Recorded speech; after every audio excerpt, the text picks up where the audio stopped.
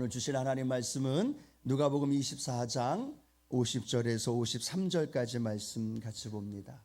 누가복음 24장 50절에서 53절까지 함께 봉독합니다. 예수께서 그들을 데리고 베다니 앞까지 나가사 손을 들어 그들에게 축복하시더니 축복하실 때에 그들을 떠나 하늘로 올려지시나니 그들이 그에게 경배하고 큰 기쁨으로 예루살렘에 돌아가 늘 성전에서 하나님을 찬송하니라. 아멘. 오늘 본문 말씀을 가지고요, 삶 속에서 만나다 네 번째 시간입니다.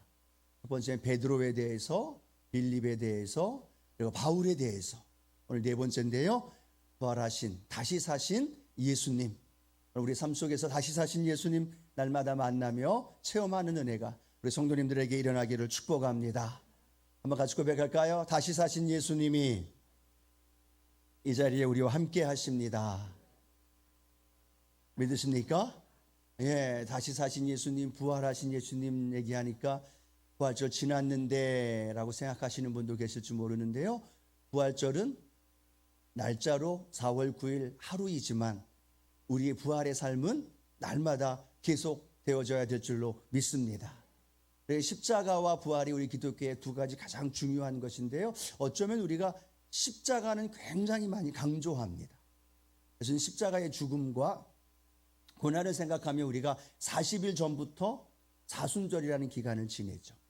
묵상하면서 또 절제하면서, 그리고 남은 일주일에는 우리가 고난주간으로 해서 또 금식하면서 기도하며 고난주간을 보내며, 이 십자가에 대한 그런 은혜와 그 묵상은 참 많이 하는데, 부활절은 딱 며칠이에요? 하루. 딱 하루 그냥 요란하게 달걀 만들고 예수님 부활하셨습니다, 그리고 막 박수치면서 끝! 이면 될까요? 안 될까요? 안 되죠. 부활의 날이 부활절 하루로 끝나는 것이 아니라 계속해서 우리의 삶의 현장 안에 이루어져야 될 줄로 믿습니다. 부활절이 지난 지가 얼마 됐어요? 이제 3주도 되지 않았는데 예수님 부활하셨습니다, 다시 사셨습니다 라고 말하는 것, 그런 찬양을 부르는 게 왠지 쑥스럽게 되어지는 안타까움.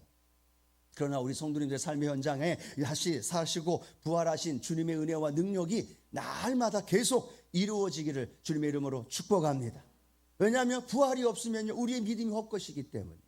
우리 고린도전서 15장 14절 함께 읽어볼까요? 그리스도께서 만일 다시 살아나지 못하셨으면 우리가 전파하는 것도 헛것이요 또 너희 믿음도 헛것이라 라고 말합니다. 부활이 없으면 우리 믿음도 헛것이에요.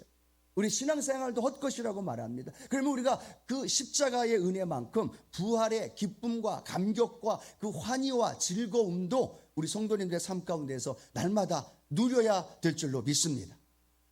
아멘을 좀 더 크게 한번 해볼까요? 누려야 될 줄로 믿습니다.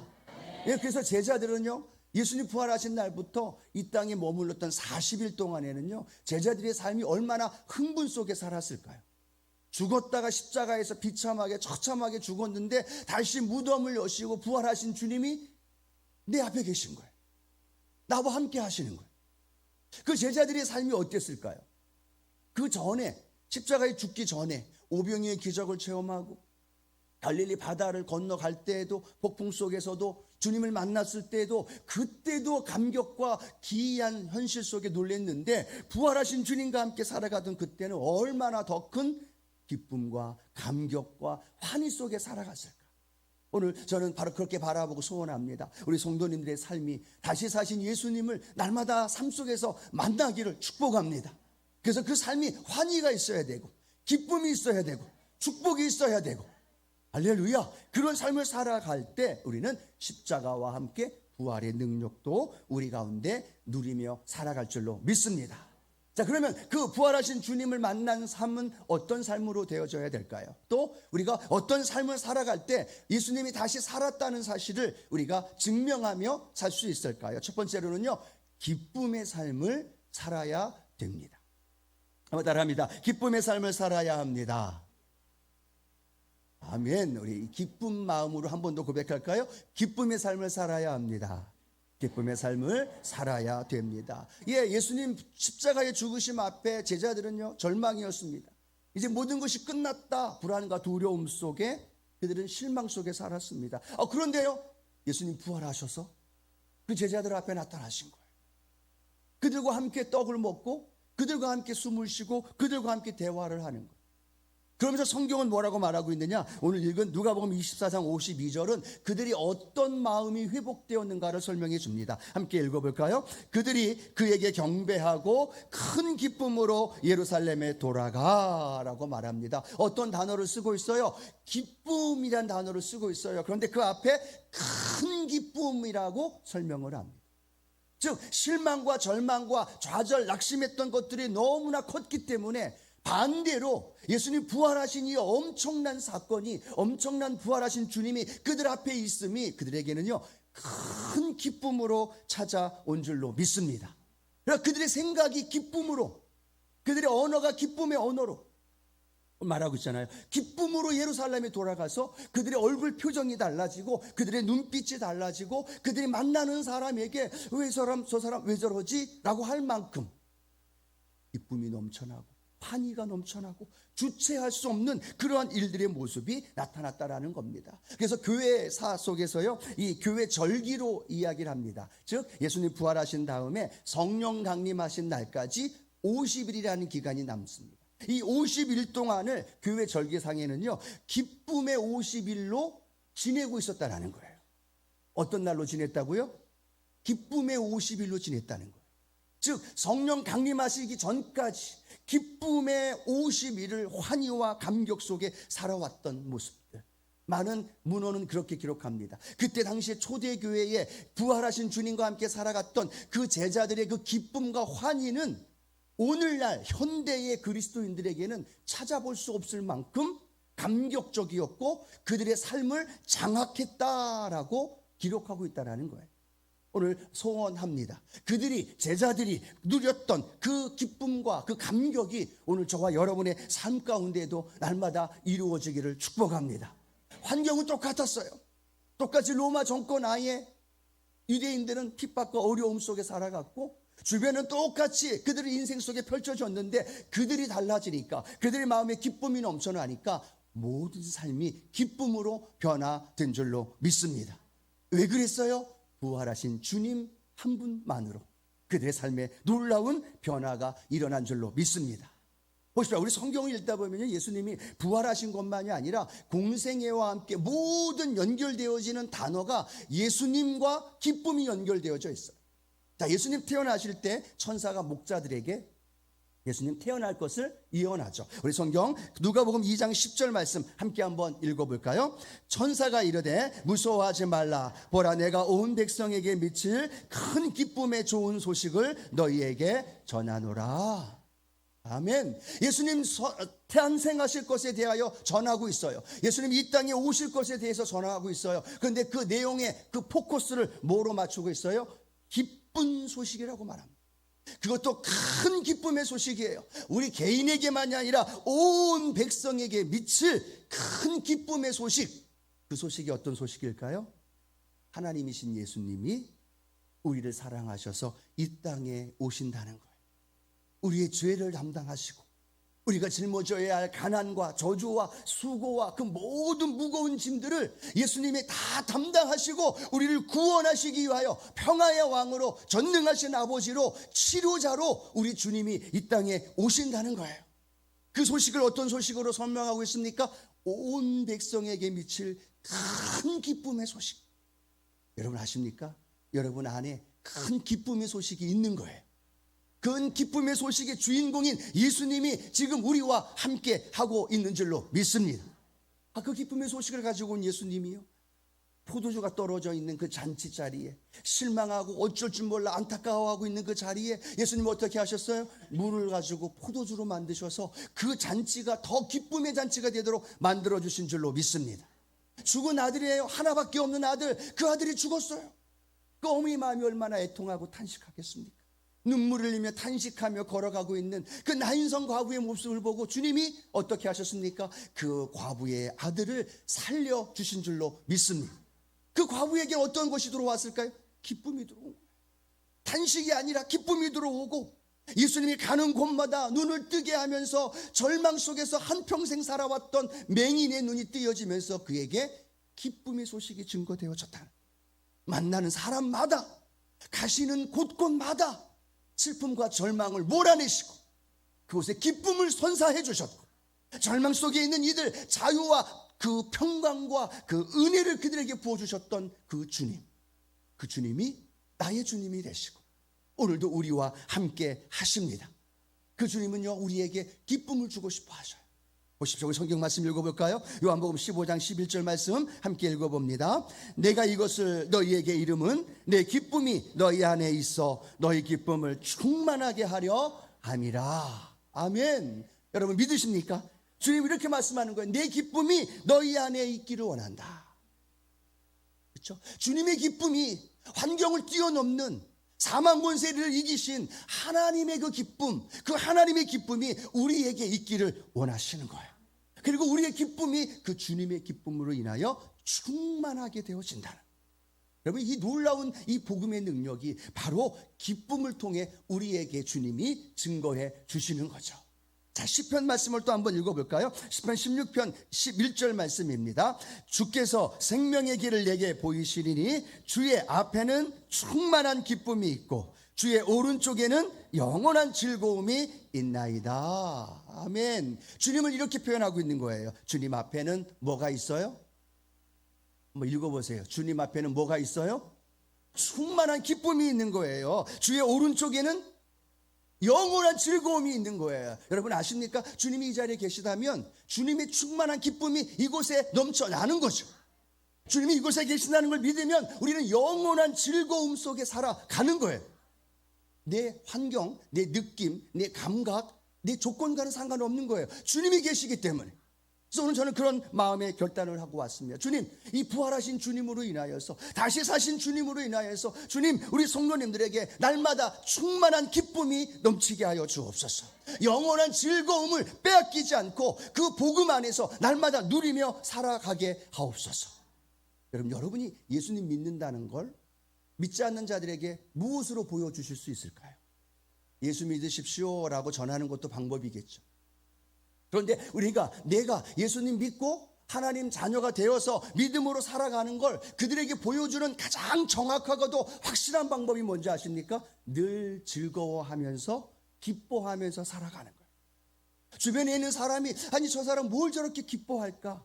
아니 저 사람은 뭐가 저렇게 좋을까? 늘 싱글벙글 입가에 미소를 띠고 코에서 그냥 콧노래가 나오고 어떤 노래가 나오는지 잘 모르겠지만 궁금한 거예요.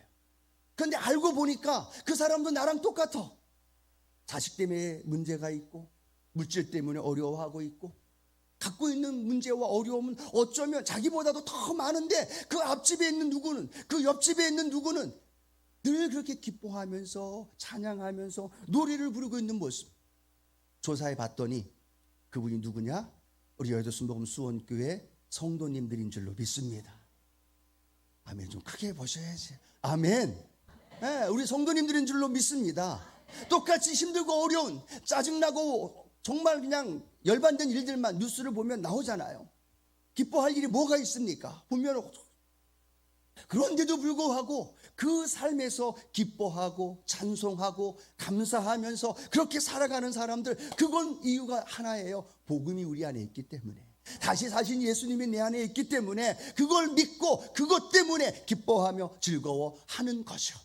왜요? 복음이 증거되어지면 그 사람을 기쁨의 삶으로 바꿔주기 때문에. 자, 우리 성경 사도행전 13장 48절 함께 읽어봅니다. 이방인들이 듣고 기뻐하여 하나님의 말씀을 찬송하며 영생을 주시기로 작정된 자는 다 믿더라. 이방인들이 듣고 기뻐했다는 거예요. 뭘 들었을까요? 예수에 대하여 들었다는 거예요. 구원의 복음을 들었다는 거예요. 생명의 주님에 대해 들었다는 거예요. 다시 사셨다, 부활하셨다라는 복음을 들으니까 그들이 반응이 어때요? 기뻐했다라는 거예요. 그리고 하나님을 찬송했더라는 거예요. 사마리아 지역에 빌립이 가서 복음을 증거합니다. 귀신이 떠나고 문제가, 질병이 치료되어지면서 그 성에 큰 기쁨이 있더라. 즉 성경에 복음이 증거되고 예수가 전해지면서 함께 연결되어지는 곳에는요, 늘 기쁨과 함께 연결되어지고 기쁨의 삶이 회복되어지고 기쁨으로 날마다 살아간 줄로 믿습니다. 예, 그것이 바로 그리스도인들의 삶의 모습임을 우리에게 설명하고 있다는 거예요. 어떤 집사님이 멀리 이 지방에 출장을 간 거예요. 출장을 가서 주일날 교회가 가야 되는 상황이니까 어디를 가야 될 줄 모르는 겁니다. 그래서 어디를 가야 될까 고민하다가 길거리에서 사거리에서 교통 정리를 하고 있는 교통 순경에게 내가 오늘 이만저만해서 오늘 교회를 좀 가고 싶은데 혹시 아시는 교회가 있으면 좀 추천해 주십시오라고 얘기를 했다고 합니다. 그랬더니 이분이 자기는 교회는 다니고 있지는 않지만 그분에게 어디로 가면 교회가 하나 있는데 그 교회에 가시라고 이야기를 하더라는 거예요. 그래서 그분의 인도에 안내에 따라서 가서 교회 가서 예배를 드리고 끝나고 나오는데 그분이 왜 여기를 설명해 주었을까 궁금할까요? 안 궁금할까요? 궁금한 거예요. 그래서 이분이 예배 다 끝나고 다시 그 교통 순교한테 가서 물어본 거예요. 아니, 많은 교회가 있는 것 같은데 왜 저를 여기로 소개해 주셨나요? 라고 물어봤더니 그분이 이렇게 얘기하는 겁니다. 나도 지금 교회는 다니고 있지 않지만 내가 만약에 교회를 다닌다면 그 교회를 갈 겁니다. 아니, 왜요? 무슨 이유가 있나요? 물어봤더니 그분 하는 말이 그거예요. 내가 지금 몇십 년 동안 여기서 교통정리를 하고 있는데 주일날 되면, 일요일날 되면 거기에서 쏟아져 나오는 사람들의 모습을 보면, 그 신호등을 지나고 운전을 하고 함께하는 사람들의 모습을 보면 얼굴이 싱글벙글 웃으면서 서로 기뻐하면서 하하호호 되면서 콧노래를 부르면서 지나가는 모습을 내가 한 번, 두 번 본 것이 아니다. 참 많은 그런 사람들의 모습을 보면서 아니, 저기 교회에서 나오는 사람들은 왜 저렇게 기뻐하면서 즐거워하면서 나올까 늘 궁금했다라는 거예요. 그래서 물어보자 바로 그 교회로 안내했다라는 그 이야기를 하면서 자기도 교회를 가게 되어진다. 다른 건 모르지만, 예수가 어떤 분인지 모르지만 그들처럼 나도 기쁨의 삶을 살아가고 싶은 마음에 그 교회를 소개해 주었다라는 얘기예요. 여러분, 오늘 우리 여두순복음 수원교회 우리 성도님들이 오늘 예배를 드리고 이 성전을 나가 또 각각 집으로, 각각 댁으로 돌아가는 그 발걸음에 기쁨이 넘치는 은혜가 있기를 축복합니다. 옆에 사람들하고 이야기를 하면서 큰 소리로 치고 또 서로를 향해서 언성을 높이는 게 아니라 기쁨의, 웃음의 언어, 또 깔깔대고 하하대면서 함께 서로 기쁨과 감사의 찬양의 모습이 울려 퍼질 수 있는 그런 은혜가 있게 되길 축복합니다.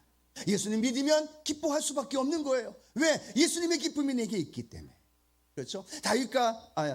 바울과 실라가 빌립보에서 복음을 전하다가 억울하게 옥에 갇힙니다. 근데 억울하게 옥에 갇힌 바울과 실라가 어떤 일을 합니까? 사도행전 16장 25절, 우리가 잘 아는 말씀이죠. 함께 읽어봅니다. 한밤중에 바울과 실라가 기도하고 하나님을 찬송하며 죄수들이 듣더라 라고 말합니다. 너무나 많이 들었던 말씀 아니에요? 귀에 박히도록 들었던 말씀입니다. 복음을 전하다가 억울하게 잡혀서 얻어맞고 피투성이가 되고 칠흑같이 어두운 그 감옥에 착고에 매여서 있는 상황이에요. 내 느낌대로, 내 감정대로 한다면 원망해야죠. 짜증내야죠. 복음 전하다가 이게 무슨 꼴이냐라고 화를 내야죠. 하나님을 향해서 원망하며 불평해야죠. 그런데요, 바울과 실라는요, 자신의 본능대로, 자신의 감정대로 선택하지 않았다는 거예요. 그들은 그 하나님 앞에 오늘 우리가 읽었던 말씀처럼 기도하고 하나님을 찬송하매라고 말씀합니다. 그들은 본능을 선택한 게 아니라, 자신의 감정을 선택한 것이 아니라 자기 안에 있는 예수님으로 말미암아 기쁨을 선택했고, 그 기쁨이 찬송으로 올려드리게 되었고, 그 기쁨과 찬송이 울려 퍼지자 감옥의 문이 열려지게 되고, 간수들이 그 찬양의 소리를 들으면서 그 간수들에게 구원의 역사가 일어난 줄로 믿습니다. 여러분, 그들이 왜 감옥에 갇혔습니까? 복음을 전하다가, 예수님은 전하다가 갇혔어요. 근데 그들이 만약에 원망하고 불평했다면 그냥 그렇게 하루를 지내고 그 다음에 재판을 받든지 그렇게 연결됐을 거예요. 그런데 놀라운 건요, 복음을 전하다가 억울한 누명을 쓰고 갇혔음에도 불구하고 그들이 원망하지 않고 불평하지 않고 찬송하며 기도했더니 어디에 열심히 다니면서 복음을 전하지 않고 그곳을 지키고 있었던 간수들이 구원을 받게 되어지고, 주 예수를 믿으라 그래야만 너와 내 집에 구원을 얻으리라, 그 간수의 가정까지 구원의 역사가 일어나고, 여러분, 나가서 복음을 전한 것만이 아니라 감옥에서도 복음을 전하게 되어지고, 그곳에서도 기쁨의 역사가 착고를 열리게 하고 하나님의 구원의 역사가 나타난 줄로 믿습니다. 여러분, 우리는 본능적으로 살아가는 사람들이 아닙니다. 우리 감정적으로 살아가는 사람들이 아닙니다. 우리 환경에 의하여 살아가는 사람들이 아닙니다. 내 안에 계신 예수님으로 인해서 기뻐하고 또 즐거워하고 감사하며 감격하면서 날마다 부활하신 주님과 함께 승리의 삶을 살아가기를 주님의 이름으로 축원합니다. 그래서 사단은요, 계속해서 우리의 기쁨을 빼앗아 가려고 합니다. 계속해서 우리에게 옆에 있는 배우자의 말 한마디 때문에, 자녀의 말 한마디 때문에, 성도들의 상황과 환경 조건 때문에 우리에게 있는 기쁨을 빼앗아 가려고 한다는 거죠. 그러면 우리가 뺏기면 될까요? 안 될까요? 안 된다는 거죠. 우리는 계속해서 일부러라도 찬양을 선택해야 하고, 기뻐할 것을 의지적으로 선택해야 하고, 의지적으로 고난과 갈등 속에서도 기뻐할 것을 선택할 때 그 기쁨이 내 안에서 나를 변화시키고 내 주변의 환경을 바꾸어가고 내 배우자의 마음을 열어주고 내 자녀들의 마음을 바꾸어주고 주께로 돌아오게 하는 놀라운 역사가 일어날 줄로 믿습니다. 그래서 우리는 잘 알고 있는 로마서 8장 28절, 우리 믿음의 고백, 우리 힘차게 한번 고백해 볼까요? 우리가 알거니와 하나님을 사랑하는 자 곧 그의 뜻대로 부르심을 입은 자들에게는 모든 것이 합력하여 선을 이루느니라. 아멘. 합력하여 선을 이루어 주실 것을 믿기 때문에 어떤 상황이 와도 기뻐하십시다. 항상 기뻐하십시다. 내가 다시 말하노니 기뻐하라 라고 말하는 거예요. 그러면 그 기쁨이 나를 정복하고 나를 통하여서 내 주변의 삶을 바꾸어가는 놀라운 역사가 저와 여러분 가운데 나타날 줄로 믿습니다. 자, 두 번째 우리가 기억해야 할 것은요, 우리는 평강의 삶을 통해 예수님 다시 살아나셨다는 것을 우리는 증명하며 살아갈 수 있습니다. 예수님 부활하신 다음에 제자들과 여인들에게 나타나셔서 공통적으로 질문하면서 말씀하신 말씀이 있어요. 한번 성경을 한번 읽어봅니다. 마태복음 28장 9절 함께 읽어봅니다.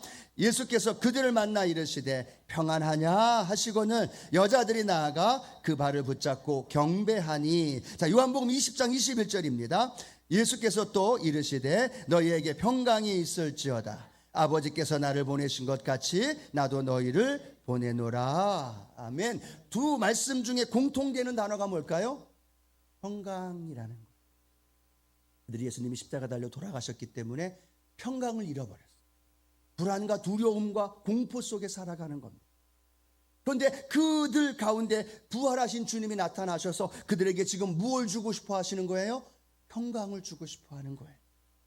단 어떤 그들의 마음과 환경과 그 어떤 조건들을 변화시킨 것이 아니라 예수님은요, 그들에게 나타나셔서 그들에게 평강이 있을지어다 라고 선포하는 줄로 믿습니다. 우리 한번 생각해 봐야 됩니다. 그들이 왜 불안해했을까요? 왜 두려워했을까요? 왜 공포심 가운데 출입을 금하고 그렇게 숨어 지낼 수밖에 없었을까요? 예수님과 다시 만날 수 없다는 불안과 두려움 때문이라는 거예요. 예수님 다시 볼 수 없다는 그 두려움, 예수님과 이제는 헤어졌다는 것에 대한 두려움, 그것이 그 삶의 모든 것까지도 포함해서 그들의 마음에 불안과 두려움으로 엄습했다는 거죠. 그런데 오늘 주님이 나타나셨어요. 그리고 그들에게 말합니다. 너희에게 평강이 있을지어다. 그들의 마음에 평강이 넘쳐난 거예요. 왜요? 예수님이 부활하셔서 나타나셨으니까.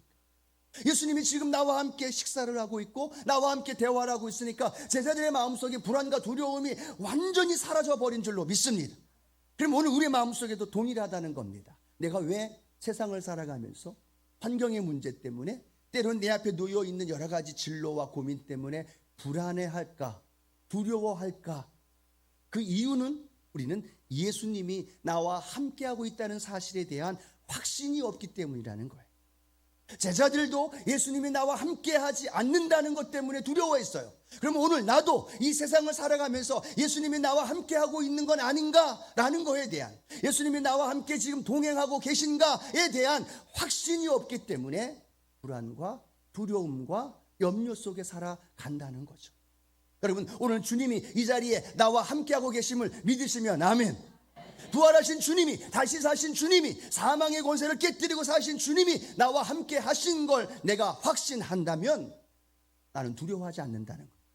나는 불안해하지 않는다는 거예요. 왜요? 인간의 가장 큰 절망인 사망까지도 이기셨고, 우리가 감당해야 할 죄와 가난과 절망과 저주, 그 모든 걸 십자가에 짊어지시고 다 해결해 주셨는데, 그분이 누구예요? 나의 주님이에요. 그분이 어떤 분이에요? 나를 죽기까지 사랑하신 분이에요. 그분이 어떤 분이에요? 우리를 영원토록 포기하지 않으시고 우리를 주님 천국으로 인도해 주시는 좋으신 주님이신 줄로 믿습니다. 그거에 대한 분명한 믿음이 있느냐는 얘기예요. 불안과 두려움은 그 믿음과 연결되어져서 우리에게 선택한다면, 오늘 주님이 이 자리에 계시기에 저와 여러분 안에 주님이 주시는 참된 평강이 가득 채워지는 은혜가 있게 되기를 축복합니다. 자, 우리 성경에 나오는 스데반을 잘 알죠. 스데반이 공회 앞에서, 많은 사람들 앞에서 예수 그리스도의 복음을 전합니다. 그때 그 듣도 있었던 공회 사람들과 주변에 있는 이들이 시기가 되고 화가 나고 열받고 뭐 하기 시작합니까? 스데반을 향하여 돌을 던져 죽입니다.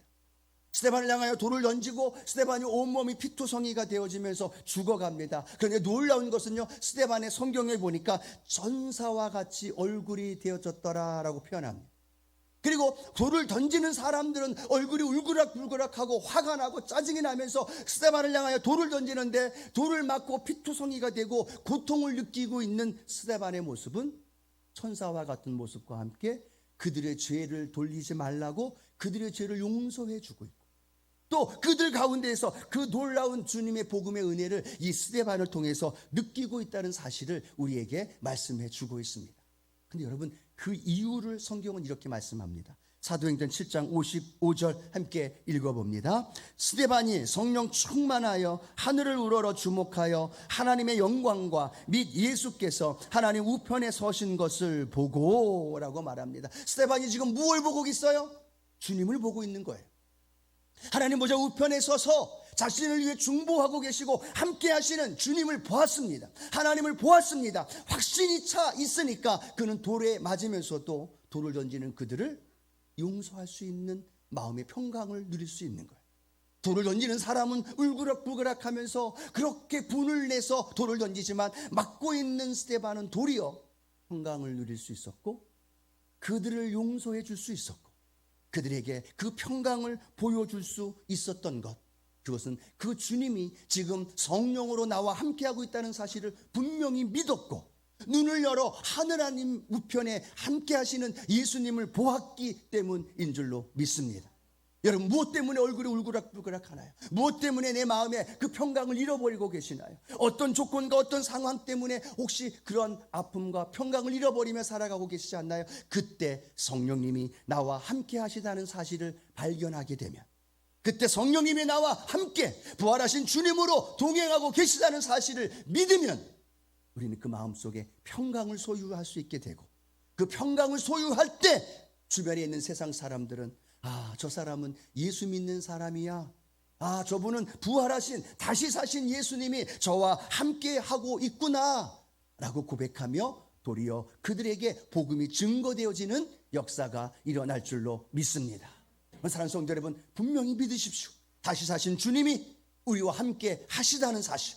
그러면 어떠한 상황과 환란이 다가와도 우리는 평강을 잃어버리지 않습니다. 마음의 평강, 외부적인 조건의 평강이 아닙니다. 가짜 평강이 아닙니다. 마약이나 중독을 통해 다가오는 잠깐 순간의 평강이 아닙니다. 영원한 평강이 우리 안에 함께 하실 때 여러분의 삶의 현장을 넉넉히 이기게 되고 그 가운데 하나님의 크신 역사가 충만할 줄로 믿습니다. 우리 주님의 마음이죠. 예레미야 29장 11절 함께 읽어봅니다.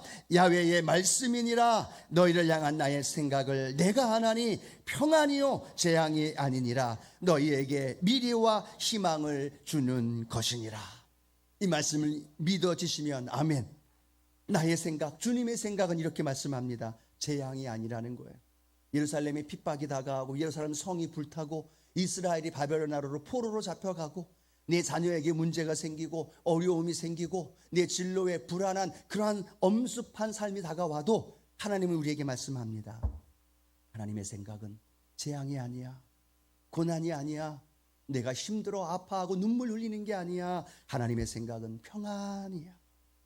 그 어려움 속에서도 평안을 소유하고 그 환난 속에서도 평안한 마음을 누리면서 그것을 뛰어넘어 미래의 꿈을 꾸고 소망을 갖게 해주시는 그 하나님 아버지의 마음, 그 마음이 오늘 우리 성도님들의 마음 가운데 함께 하기를 주님의 이름으로 축원합니다. 우리는 다시 사신 주님을 삶 속에서 만나야 됩니다. 가장 좋은 방법이 뭐예요? 삶에 기쁨이 넘쳐나는 것, 기쁨과 찬송이 넘쳐나는 것, 그리고 그 내적인 마음에 평강이 샘솟듯 솟아나서 늘 주님의 부활하심을 전하며 살아가는 우리 믿음의 성도님들 되기를 주님의 이름으로 축원합니다.